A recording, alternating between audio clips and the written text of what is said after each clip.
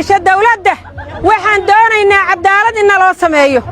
24 saacna ilmahanagi hub ma weyn ma anagado weyn anayada magaaladu inta ka bushaarsan tahay ayaan cadawga iska celi jiray dawladda ayada ay tiri dhiga hubka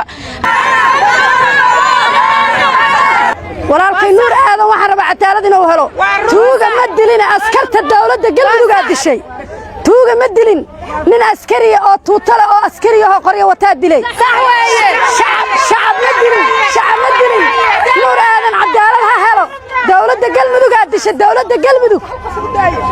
galmudug dishay cid kale ma dilin ayada dishay dawladda sababsaday gurigiisa u socday cidna waxba kama haysan nuur aadan cadaalad ha helo shacab ma dilin dawladda dishay waxa weeye annaka wiilkayagii dawladda baa dishay dawladda waxaan doonaynaa cadaalad in loo sameeyo waxaan doonaynaa madaxweyne xasan sheekh maxamuud xasan qoorqoor ninka la yiraahdo booliska ninka la yiraahdo dhagay idin kaba dheer ninka wiilkayagii dilay waligiis muslim ma dhimin ummadda nabi maxamed waa ka nabadgeli jirtay tuug ma ahayn qaa'in ma ahayn wiilkayaga waxaan rabnaa cadaalad degdeg in loo sameeyo in wiilkayagu 10 bari oo talaagad ku jira nama qabato ana loo soo qabto hadduu maqan yahay loo raajo hadduu joogana halala duugo hadduu maqan yahay hal raajo hadduu joogana loo duugo hanala kula duugo mayda 10 maalmood talaagad nooga jira dawladna ma aragno dad aan ku taxalluqnana wali waxaana la leeyahay suga beenbeen haddii dawlad jirto oo ay run tahay oo dawlad jirto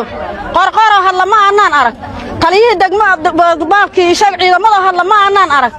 gudoomiyihii degmada hadla ma aanan arag hal qof oo dawlad sheegata maca xildhibaan maca aliflan ha ahaade ma aanan arag oo wiilkanaga ka hadla waxaan doonaynaa cadaalad haday jirto oo islaamnimo jirto cadaalad baan rabnaa cadaalad wiilkanaga hadaan u weyna 12 saac gudahood hadaan cadaalad weyna anaga isfasaxayna hubna walaanahay xoogna walaanahay ragna walaanahay inay galmudug dhisnaato wiilkanaga cadaalad hana loo waafajiyo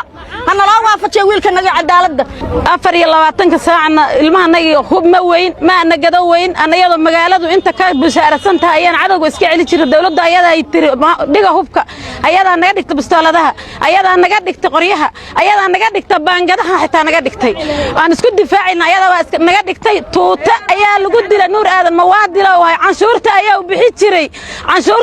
bixi jiray hadaa maydkiisu daata ee talaagada midilku ka daato inaan la duugin mana rabno sida diyana ma rabno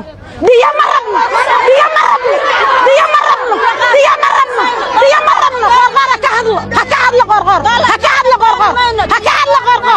ka hadlo qorqor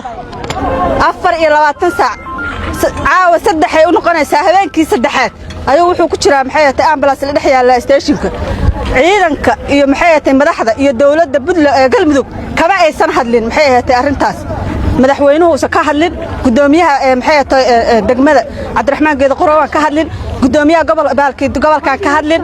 waxaan ka hadlin gudoomiye ku-xigeenyaashii waxaan ka hadlin xildhibaanadii iyo dadkii ku matalaya dawladda galmudug ma aysan ka hadlin mana naqabato hadaana walaalihiisi hadaana hooyooyinkiisi hadaana dumarkii waxa guryaheena naga soo kiciyay ilmaheena naga soo waday meeshaasna keen waxay tahay xanuun ana gubaay jirkana gubaay ma qaada karna in baxayta 3 habeen iyo 3 maal oo wiilkan ambulance maxay station kala dhaxyaan waxa kale oo na soo kiciyay waxay tahay